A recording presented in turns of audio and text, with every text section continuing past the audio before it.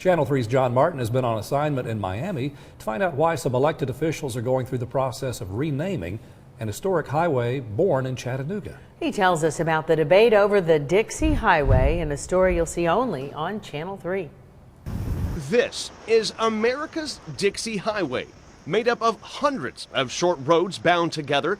This nearly 6,000 continuous mile route travels from Lake Michigan to Miami Beach. The idea for this highway was dreamt up by business mogul Carl Fisher. Now, Fisher had already begun work on the Lincoln Highway, a transcontinental route from New York to San Francisco, and he wanted to provide a north to south connector with an emphasis on Miami's development. In 1915, Fisher brought together investors, politicians, and farmers to Chattanooga's Patton Hotel.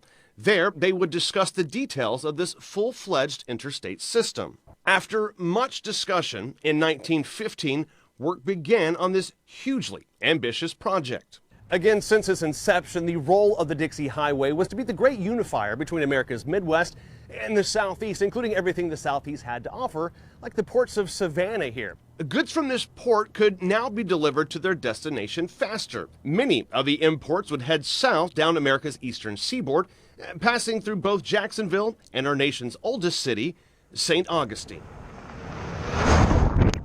Okay, so obviously this isn't as old as St. Augustine, but still very, very cool. Check this out. We're in Bunnell, which is about 30 miles south of St. Augustine.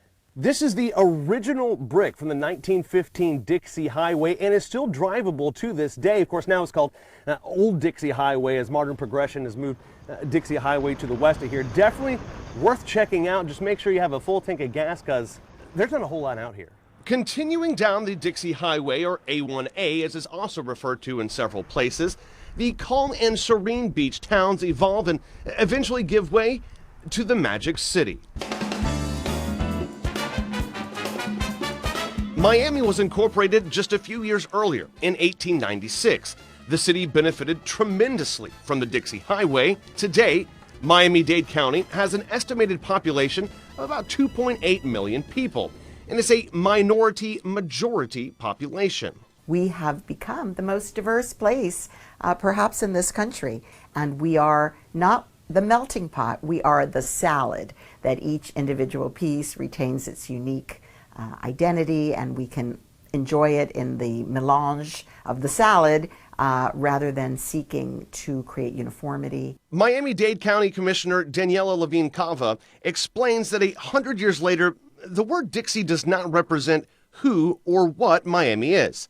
That's why in February, commissioners voted unanimously to change the highway's name to honor Harriet Tubman. For me, choosing Harriet Tubman is exactly what we need to deepen our understanding of history.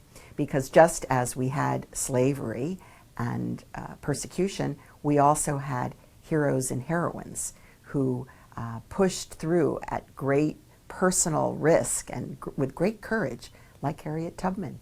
Commissioners know this won't change history, nor do they want to try to.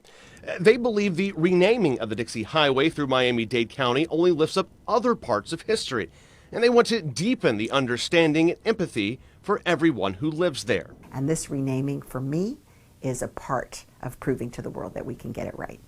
Portions of the Dixie Highway are state roads, and the county will need the help of the Florida legislature to rename the entire roadway. It remains to be seen whether the name changing of Dixie Highway in Miami-Dade County spurs similar movements in any of the other 9 states the highway runs through, including here in Chattanooga, where it was born. But whatever Dixie's fate holds, there is no denying the impact that this mighty highway had on our country.